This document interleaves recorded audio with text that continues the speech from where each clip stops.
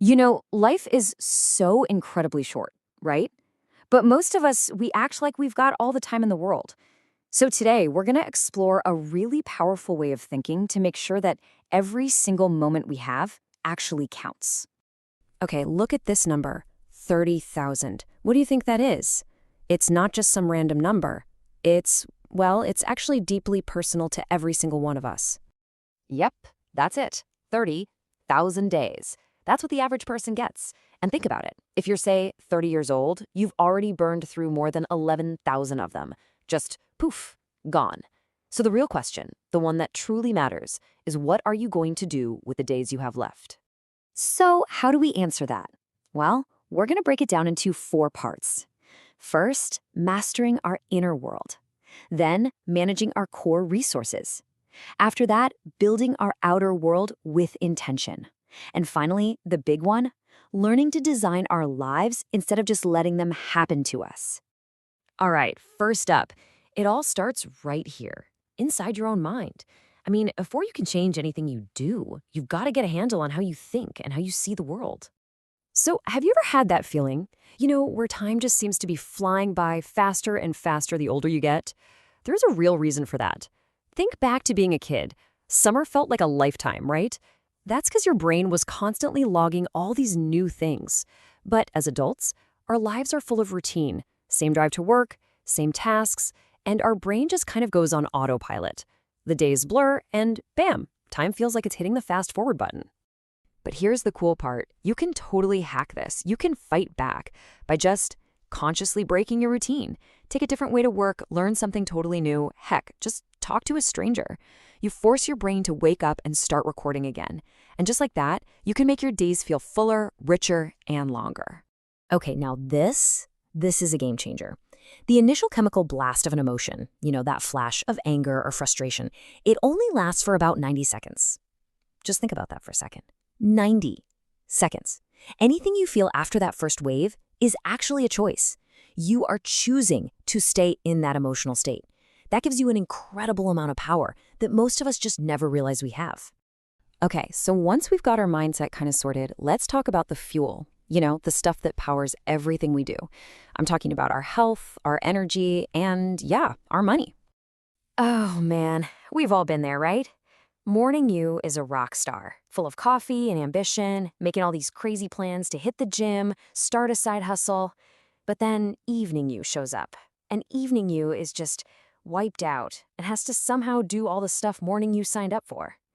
The key here is to stop letting your morning self be a total tyrant to your evening self. You've got to be real about your energy levels. This next idea really messes with how we define rich. Look at this. Person A makes 100 grand, but they're working 80 hours a week. Person B, they make less, maybe 70K, but they only work 30 hours. So they have 50 extra hours of freedom every single week. Now you tell me, who's the wealthier person here? This idea of time affluence, just having control over your own time, it changes everything. And this right here is a golden rule for spending your money. Think about it. A shiny new object, a new phone, a car, it starts losing value the second you get it. But an experience, a trip, a concert, even just a cooking class, that actually appreciates in value. It becomes a memory, and you get to relive it forever. You're basically investing in your own happiness bank. So listen, forget time management. That's old news. The real secret is energy management. You've got to do a serious audit of your life. Make 2 lists. What people and activities are your energy boosters, and what are the energy vampires? The goal here is simple. Be ruthless. Cut out the vampires and double down on the things that actually fill you up.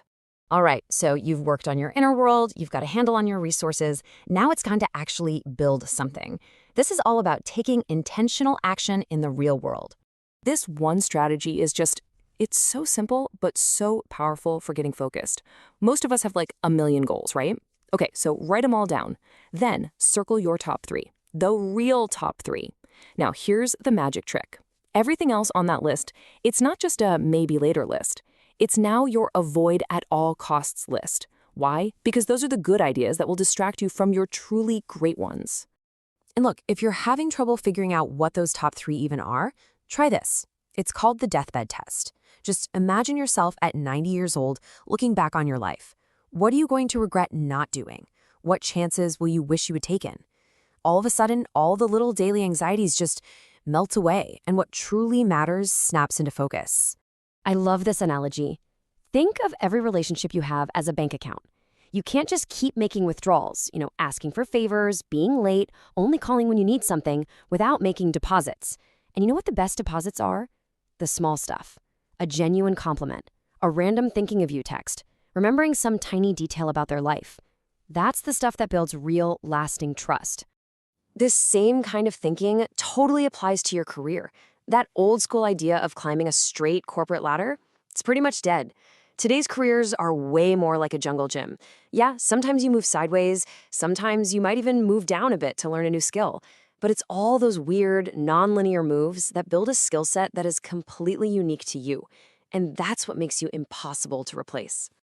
And that brings us to our last and honestly our most important section.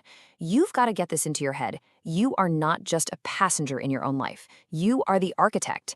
It's time to start designing it on purpose, not just defaulting to whatever path seems easiest.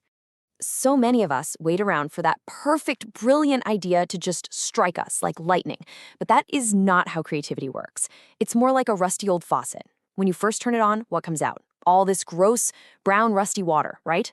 Those are your bad ideas. You have to let them all flow out first. You have to push through the junk to get to the clean, clear water, the good ideas. And that's the whole point, really. You can't just sit in a room and think your way into a better life. It doesn't work. You have to test your way there. You have to go out into the real world and run little experiments to see what actually fits, what actually makes you happy. And the best part is, you can start this like right now, today. This isn't about some huge, terrifying life change. Just run a tiny experiment. Try a new habit for 5 minutes. Make one small tweak to your morning routine. It's those little wins that build momentum and lead to real, lasting change over time. When you really boil it all down, it comes to this one simple truth. The big story of your life, it isn't written in a few huge, dramatic moments. No. It's forged in the tiny, seemingly boring habits you do every single day. Those little habits become your days. Your days stack up into years. And those years, they become your life. So, here we are. Your 30,000 days are ticking down right now as you're listening to this. So the question isn't some big philosophical thing for later. It's for right now. What's one small experiment you're going to run today to start designing the life you actually want?